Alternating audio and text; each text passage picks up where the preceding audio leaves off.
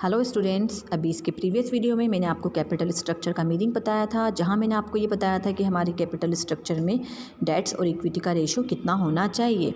लेकिन ये स्टडी करने के लिए हमें फाइनेंशियल लिवरेज को स्टडी करना ज़रूरी है। यहाँ पे फाइनेंशियल लिवरेज को रेफ़र किया है कि financial leverage refers to proportion of debts in the overall capital.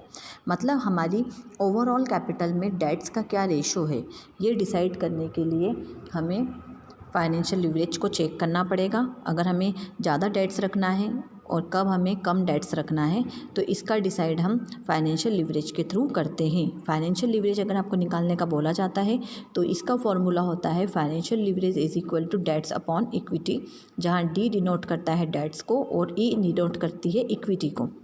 आगे दिया है with debts fund companies fund and earning increase because debts is cheaper source of finance but it is very risky to involve more debts in capital structure.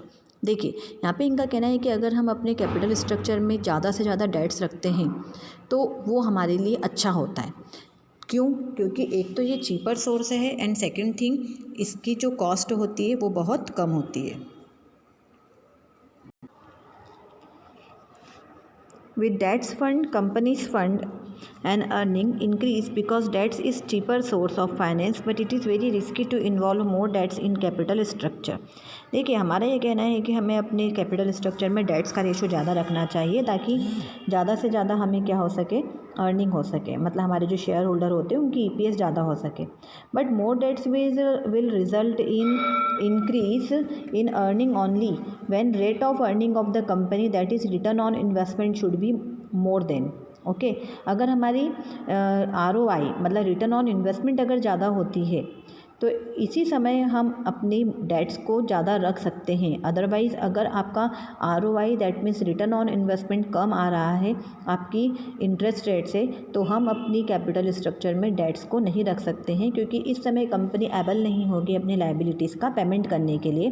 तो इसी situation को पढ़ने के लिए कि हमें अपने कैपिटल स्ट्रक्चर में कब डेट्स को इन्वॉल्व करना चाहिए और कब हमें डेट्स को इन्वॉल्व नहीं करना चाहिए, और इसके कारण हमारे जो एक शेयर होल्डर होते हैं उनकी अर्निंग पर शेयर कब कितनी बढ़ती है। आपने जैसे देखा कि हमारा मेन ऑब्जेक्टिव ही यही होता है कि हमें इक्विटी शेयर होल्डर की वेल्थ को बढ़ाना है। तो अगर आपकी ईपीएस इंक्रीज़ हो रही है तो उसी समय हम अपने कैपिटल स्ट्रक्चर में डेट्स को इंक्रीज़ करें, अदरवाइज़ हमें उसमें इंक्लूड नहीं करना चाहिए। तो इसी को सॉल्व करने के लिए आपको यहाँ पे 3 सिचुएशन दे के रखी है, situation 1 and situation 2 and one more situation you can see on this page। okay, तो we have 3 situation and इसके थ्रू हम स्टडी करेंगे कि किस सिचुएशन में EPS ज़्यादा आ रहा है और उसके थ्रू आप किस तरह से जिसकी भी EPS ज़्यादा होगी वो सिचुएशन हमारे लिए बेस्ट होगी। यहाँ पे तीनों सिचुएशन में आपको टोटल कैपिटल दिया हुआ है 50 लाख। नेक्स्ट आपको जैसे मैंने बताया कि हम कैपिटल का जो स्ट्रक्चर होता है वो 2 तरह से कर सकते हैं, या तो हम पूरा एक शेयर कैपिटल से कर लें या हम अपनी कैपिटल में डेट्स को भी इंक्लूड करें।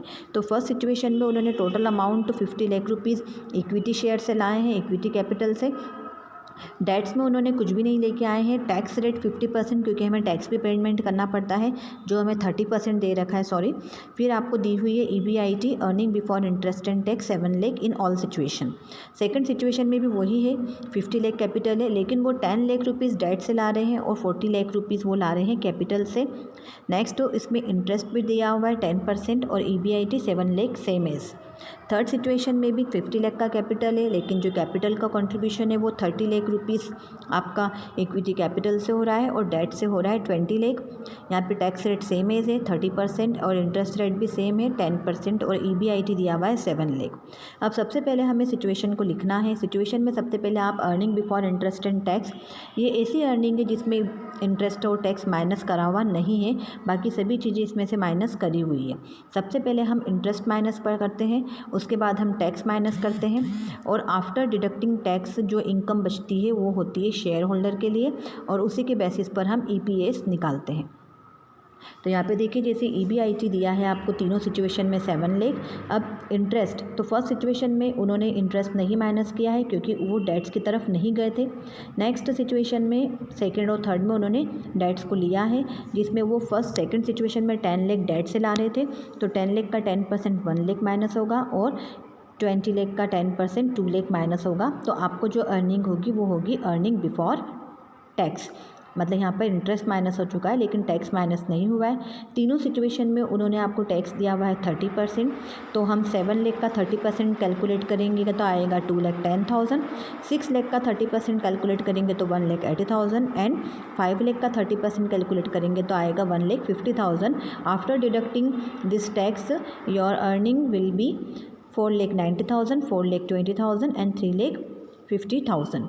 अब हम इस पे निकालेंगे ईपीएस। तो ईपीएस निकालने का फॉर्मूला होता है earning after tax upon number of equity shares. तो नंबर ऑफ इक्विटी शेयर आपको गिवन थे इक्विटी कैपिटल के अंदर। तो यहाँ पर हम फर्स्ट सिचुएशन में निकालते हैं ईपीएस, तो वह आपको मिलेगी 0.98। आप फॉर्मूले में पुट ऑन करते जाएंगे वैल्यू। नेक्स्ट आपका आएगा 1.05 एंड थर्ड सिचुएशन में आएगा 1.16।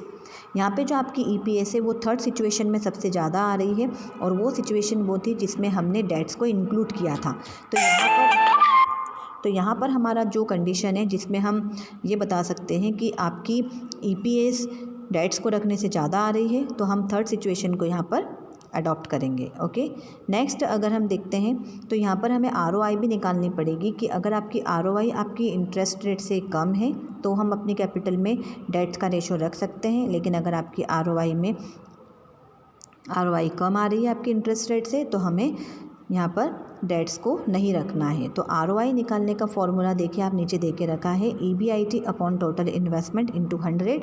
तो ईबीआईटी तीनों सिचुएशन में 7 लाख थी, टोटल इन्वेस्टमेंट 50 लाख था इनटू 100। तो आपकी जो आरओआई है वो 14% है, जो आपकी इंटरेस्ट रेट 10% से ज़्यादा है। इसका मतलब है कि आपका जो लिवरेज है वो फेवरेबल फाइनेंशियल लिवरेज को शो कर रहा है, मतलब जहाँ पर आपके कैपिटल स्ट्रक्चर में डेट्स का रेशो ज़्यादा है, मतलब आप अपनी कैपिटल स्ट्रक्चर में डेट्स को प्रायोरिटी दे सकते हैं। बट ये कंक्लूज़न पॉइंट नहीं है, क्योंकि कभी कभी ऐसा होता है कि डेट्स ज़्यादा रखने से आपका जो आरओआई आ जाती है वो कम भी आ सकती है।